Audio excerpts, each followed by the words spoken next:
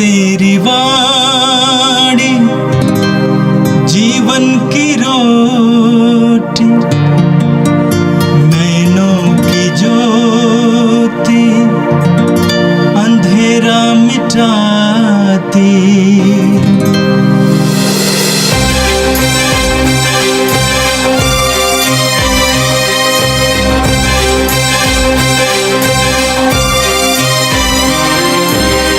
प्रभु तेरी वाणी जीवन की रोटी, नैनों की ज्योति अंधेरा मिटाती। प्रभु तेरी वाणी जीवन की रोटी, नैनों की ज्योति अंधेरा मिटाती। वाणी वाणी वाणी वाणी वाणी पवित्र है, शाश्वत है, जीवन का मन्ना है। 12 फरवरी शनिवार। पहला पाठ राजाओं का पहला ग्रंथ, अध्याय 12, पद संख्या 26 से 32, अध्याय 13, पद संख्या 33-34। यरोबआम ने अपने मन में यह कहा, मेरा राज्य फिर दाऊद के घराने के अधिकार में आ जाएगा। यदि यह प्रजा प्रभु के मंदिर में बलि चढ़ाने के लिए यरूशलेम जाती रहेगी तो उसका हृदय उसके स्वामी यूदा के राजा रहबआम की ओर आकर्षित हो जाएगा। ये लोग मेरी हत्या करेंगे और यूदा के राजा रहबआम के पास लौटेंगे। इस बात पर विचार करने के बाद राजा ने सोने के 2 बछड़े बनवाए और लोगों से कहा, तुम लोग बहुत समय तक यरूशलेम जाते रहे।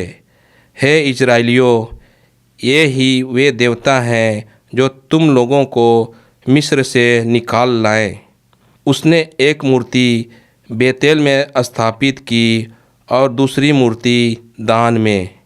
यह लोगों के लिए पाप का कारण बना, क्योंकि वे उन मूर्तियों की उपासना करने के लिए बेतेल और दान जाया करते थे।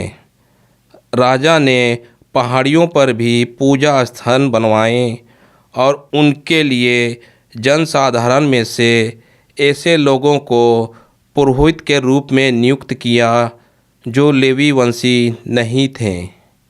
यरोबआम ने 8वें महीने के 15वें दिन तक एक पर्व का भी प्रवर्तन किया, जो यूदा में होने वाले पर्व के सदृश था। उस अवसर पर उसने अपने द्वारा बेतेल में स्थापित वेदी पर उन बछड़ों की बलि चढ़ाई जिन्हें उसने बनवाया था। उसने पहाड़ियों पर बनवाए पूजा स्थानों के पुरोहितों को बेतेल में नियुक्त किया। यरोबआम ने अपना पापाचरण नहीं छोड़ा। वह पहाड़ी पूजा स्थानों के लिए जनसाधारण में से पुरोहितों को नियुक्त करता जाता था। जो भी चाहता था, यरोबआम उसका किसी पहाड़ी पूजा स्थान के पुरोहित के रूप में अभिषेक करता था। यही यरोबआम के घराने के लिए पाप का अवसर बना और यही कारण है कि आगे चलकर उसके राज्य का पतन हुआ और पृथ्वी पर से उसका अस्तित्व मिटा दिया गया है। यह प्रभु की वाणी है। संत मार्कुस के अनुसार पवित्र सुसमाचार, अध्याय 8, वाक्य संख्या 1 से लेकर 10 तक। उस समय फिर एक विशाल जनसमूह एकत्र हो गया था और लोगों के पास खाने को कुछ भी नहीं था। ईसा ने अपने शिष्यों को अपने पास बुलाकर कहा, मुझे इन लोगों पर तरस आता है। ये 3 दिनों से मेरे साथ रह रहे हैं और इनके पास खाने को कुछ भी नहीं है। यदि मैं इन्हें भूखा ही घर भेजूं तो ये रास्ते में मूर्छित हो जाएंगे। इनमें कुछ लोग दूर से आए हैं। उनके शिष्यों ने उत्तर दिया, इस निर्जन स्थान में इन लोगों को खिलाने के लिए कहाँ से रोटियां मिलेंगी? ईसा ने उनसे पूछा, तुम्हारे पास कितनी रोटियां हैं? उन्होंने कहा, 7। ईसा ने लोगों को भूमि पर बैठ जाने का आदेश दिया और वे 7 रोटियां लेकर धन्यवाद की प्रार्थना पढ़ी और रोटियां तोड़ तोड़ कर शिष्यों को देते गए ताकि वे लोगों को परोसते जाएं। शिष्यों ने ऐसा ही किया। उनके पास कुछ छोटी मछलियां भी थीं। ईसा ने उन पर आशीष की प्रार्थना पढ़ी और उन्हें भी बांटने का आदेश दिया। लोगों ने खाया और खाकर तृप्त हो गए और बचे हुए टुकड़ों से 7 टोकरे भर गए। खाने वालों की संख्या लगभग 4000 थी। ईसा ने लोगों को विदा कर दिया। वे तुरंत अपने शिष्यों के साथ नाव पर चढ़े और दलमनुथा प्रांत पहुँचे। यह प्रभु का पवित्र सुसमाचार है। ख्रिस्त प्रभु की जय। यीशु में मेरे प्रिय भाई और बहनों, करुणा, दया, सहानुभूति, संवेदना, ये सब मानवीय स्वभाव और उनके गुण हैं। और इन्हीं गुणों की विशेषता के बारे में, इन्हीं गुणों की महत्व के बारे में आज के दोनों पाठ हम लोगों को मनन चिंतन करने के लिए बुलाती है। आज का पहला पाठ राजाओं के पहले ग्रंथ से लिया गया है, जहाँ पर हम राजा यरोबोआम के विषय में पढ़ते हैं। राजा यरोबोआम के जीवन में हम देखते हैं कि उसके जीवन में करुणा के विपरीत ईर्ष्या और जलन का गुण विद्यमान था और इन्हीं गुणों के कारण वह डर का जीवन व्यतीत कर रहा था। और जब वह डरने लगता है तो वह पाप कर बैठता है। डर के कारण वह पाप के भागी बनता है। हम जानते हैं कि इस्राएली जनता अब 2 भागों में बंट चुकी थी, एक इस्राएल, दूसरा यूदा। इस्राएल प्रजा का राजा यरोबोआम था और यूदा प्रदेश का राजा रहबाम था। इस्राएल में रहने वाले लोग अपने बलिदान को लेकर यरूशलेम मंदिर जाया करते थे, जो यूदा प्रदेश में होता था। और इसलिए राजा यरोबोआम को यह डर लगने लगा था कि कहीं ये लोग जो हर बार अपने बलिदान को लेकर यूदा प्रदेश में जाते हैं, यरूशलेम मंदिर में अपने बलिदान को चढ़ाने के लिए, अपना स्वभाव ना बदल डालें और राजा रहबाम को अपना राजा ना मान ले। और यही विचार वह अपने मन में लेकर आता है और कहता है, मेरा राज्य फिर दाऊद के घराने के अधिकार में आ जाएगा। यदि वह प्रजा प्रभु के मंदिर में बलिदान के लिए यरूशलेम जाती रहेंगी तो उसका हृदय उसके स्वामी यूदा के राजा रहबाम की ओर आकर्षित हो जाएगा। ये लोग मेरी हत्या करेंगे और यूदा के राजा रहबाम के पास लौटेंगे।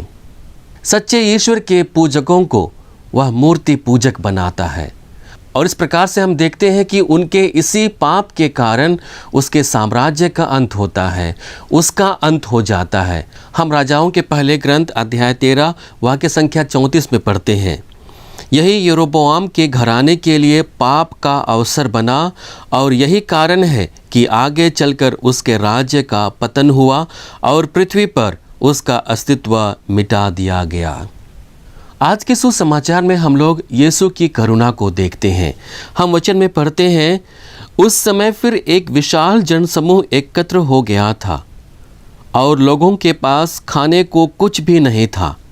ईसा ने अपने शिष्यों को अपने पास बुलाकर कहा, मुझे इन लोगों पर तरस आता है। प्रभु कहते हैं, मुझे इन लोगों पर तरस आता है, क्योंकि ये लोग 3 दिनों तक प्रभु का साथ दे रहे थे, प्रभु के वचनों को अपने जीवन में प्रकट होने दे रहे थे। प्रभु के वचनों को वे लोग 3 दिनों तक सुन रहे थे और प्रभु जानते हैं कि अब उन्हें भूख लगी है। और इस प्रकार से प्रभु अपनी करुणा को, अपनी दया को अपने शिष्यों के पास रखते हैं। लेकिन इसके प्रत्युत्तर में हम लोग देखते हैं कि उसके शिष्य प्रभु को व्यवहारिक कठिनाइयों के बारे में अवगत कराते हैं। हम वचन 4 में पढ़ते हैं, उनके शिष्यों ने उत्तर दिया, इस निर्जन स्थान में इन लोगों को खिलाने के लिए कहाँ से रोटियां मिलेंगी? शिष्य लोग प्रभु को व्यवहारिक समस्याओं के बारे में बताते हैं कि निर्जन प्रदेश में रोटी मिलना असंभव है। मीलों दूर तय करके उन्हें रोटी मिल सकती है, लेकिन प्रभु उसके प्रत्युत्तर में कहते हैं, तुम्हारे पास कितनी रोटियां हैं? इस वचन के साथ प्रभु उनको कहना चाहते हैं कि किसी और के मदद करने की जिम्मेदारी को बढ़ाने की कोशिश ना करें, या ना कहें कि जब कुछ होगी तभी हम उन्हें मदद करेंगे, या ना कहें जब परिस्थिति अनुकूल होंगी तभी हम मदद करेंगे, बल्कि यह कहें हमारे पास जो कुछ भी है हम उसी से उनकी मदद करेंगे। प्रभु उन्हें चुनौती देते हैं कि उनके पास जो कुछ भी है हर संभव कोशिश करें लोगों को मदद करने के लिए। परिस्थिति के अनुकूल होने की प्रतीक्षा ना करें, बल्कि प्रतिकूल परिस्थिति में भी वे लोग जो कुछ भी कर पाए वे लोगों के लिए करें। और इसलिए प्रभु उन्हें कहते हैं कि तुम्हारे पास कितनी रोटियां हैं। और जब शिष्य लोग अपने सीमित संसाधनों को प्रभु के सामने रखते हैं तो प्रभु का चमत्कार उनके जीवन में घटित होता है और 4000 लोगों को उस सीमित संसाधन से भरपेट खिलाया जाता है। यहूदियों के बीच एक पर्व मनाया जाता है जिसे पुरीम का पर्व कहते हैं, जो संभवतः मार्च महीने में मनाया जाता है। यह पर्व उपहार देने का पर्व होता है, जो ईस्टर के ग्रंथ में लिखी छुटकारे की बात को याद दिलाता है। और इसलिए हर एक यहूदी अपनी भेंट दूसरों को देता है, संभवतः जो उनसे कमज़ोर हैं। जो कंगाल है उसे भी यह बताया जाता है कि वह अपने से अधिक कंगाल को ढूंढे और उसके लिए उपहार दे। जीवन की हर एक परिस्थितियों में, चाहे वह हमारे लिए अनुकूल हो या प्रतिकूल हो, और संभवतः जब हमारे जीवन में प्रतिकूल अवसर हो तब उन अवसरों पर हम कैसे दूसरों की मदद कर पाएं, दूसरों को मदद दे पाएं, इस पर प्रभु गहन रूप से मनन चिंतन करने के लिए हमें कहते हैं। आज का यह चमत्कार हम लोगों को जीवन के और एक पक्ष पर मनन चिंतन करने के लिए बुलाता है। हम जानते हैं ईश्वर दयालु हैं।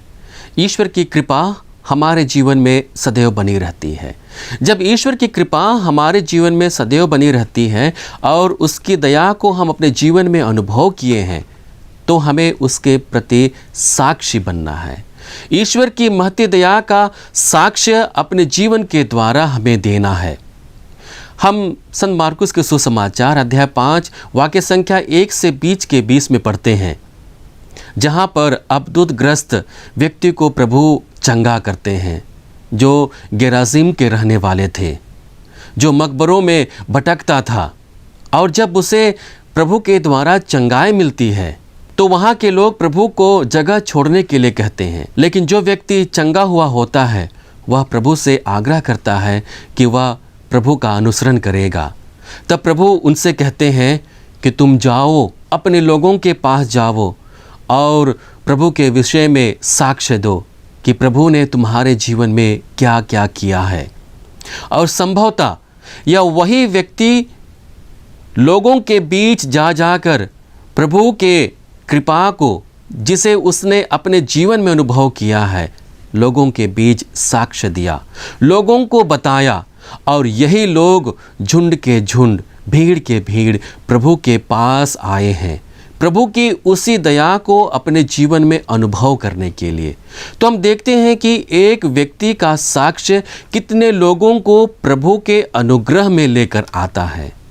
तो आज हमें भी, जब हम प्रभु के दया को अपने जीवन में अनुभव किए हैं, हमें आवश्यकता है कि हम उसके विषय में लोगों को साक्ष्य दें, लोगों को प्रभु की ओर अभिमुख करें, लोगों को प्रभु के सानिध्य में लाने का प्रयत्न करें। आइए हम इसके लिए प्रभु से प्रार्थना करें। हे सर्वशक्तिमान पिता परमेश्वर, हम धन्यवाद देते हैं आज के सुंदर दिन के लिए। तुझसे मिले हुए हर एक वरदानों के लिए प्रभु तुझे धन्यवाद देते हैं। आज के इस पवित्र वचनों के लिए हम प्रभु धन्यवाद देते हैं जो हमें स्पर्श कर रहा है। प्रभु हमें बल दे कि जैसे हम इन पवित्र वचनों पर मनन चिंतन करते हुए दूसरों की सेवा कार्य में अपने आप को समर्पित करने का वादा कर रहे हैं। जीवन के हर एक परिस्थितियों में, चाहे हम अनुकूल परिस्थिति में हो या प्रतिकूल परिस्थिति में हो, हम दूसरों की सेवा करने के लिए अपने आप को सदैव तत्पर पाएं। हम अपने सीमित संसाधनों में भी दूसरों की सेवा करने के लिए तत्पर रहें। प्रभु हमें बल दे कि जिस कृपा को हम अपने जीवन में अनुभव करते हैं, जिस दया को, करुणा को अपने जीवन में अनुभव करते हैं, उसका साक्षी बनकर हम अधिक से अधिक लोगों को तेरे सानिध्य में ला सके। हम यह प्रार्थना करते हैं हमारे प्रभु क्रिस्त के द्वारा, आमीन। प्रभु तेरी वाणी जीवन की रोटी, नैनों की ज्योति अंधेरा मिटाती। वाणी वाणी वाणी वाणी